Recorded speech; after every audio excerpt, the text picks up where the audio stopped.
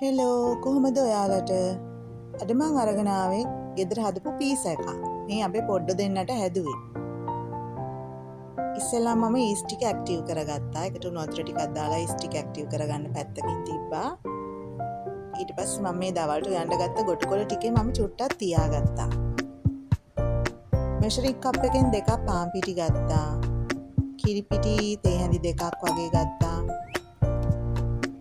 සීනිත් මම ගත්තා තේ හැඳි 2ක්. ඔයාලා ලුණු චුට්ටකුත් දාගන්න. ඊට පස්සේ මේ ඊස්ට් ඇක්ටිව් වෙච්ච ඊස්ට් ටික දාලා හොඳට කලවම් කරගන්න.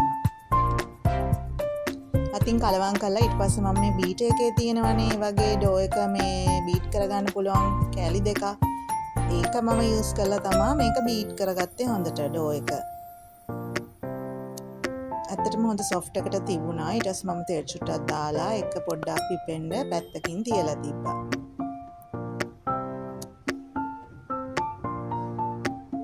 දැන් මේ පිපුණාන් පස්සේ මම පැය 2ක් විතර තියලා තිබ්බා. ඊට පස්සේ ඒක වායු බුබුලු අයින් කරලා මම හදාගත්තා. මේ මගේ oven එකේ බේකින් ට්‍රේ එක. ඒකට මම පීසා එක දාලා පීසා එකේ හැඩයට හදාගත්තා. මේ සෝස් පැකට් එකක් අරගෙන මම පේස්ට් එකක් හදාගත්තා. සුදු ලුණු මිනියට කපලා දාලා.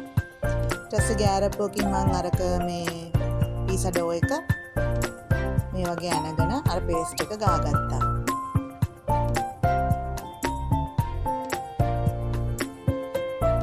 ඊට පස්සේ ලුණු ගෙඩියක් මම අරන් තියනවා මෙතන පොඩියට කපලා සුදු ලුණු බිත් එකක් විතර සොසේජස් කරලා තුනා මිනියට කපලා මේ වගේ දාගත්තා. ඊට පස්සේ ක්‍රාෆ්ට් චීස් තිබුණා ගෙදර ඒකෙන් භාගයක් දැම්මා. මේ මම අරන් තියාගත්ත ගොටුකොළ ටික ඒක උඩින් දාගත්තා මේ විදිහට. ඇත්තටම ගෙදර තිබිච්ච දේවල් වලින් තමයි මම හැදුවේ.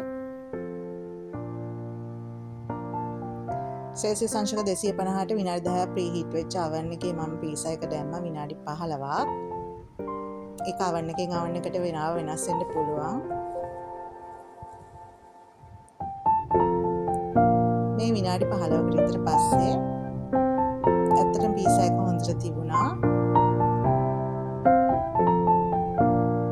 මේ තියෙන්නේ මම හදපු පීසා එක. ගොටුකොළ පීසා. මේ ඉන්නේ අපි පොඩ්ඩ දෙන්න. ඔන්න ඉතින් හරි ආසාවෙන් දෙන්නත් එක්ක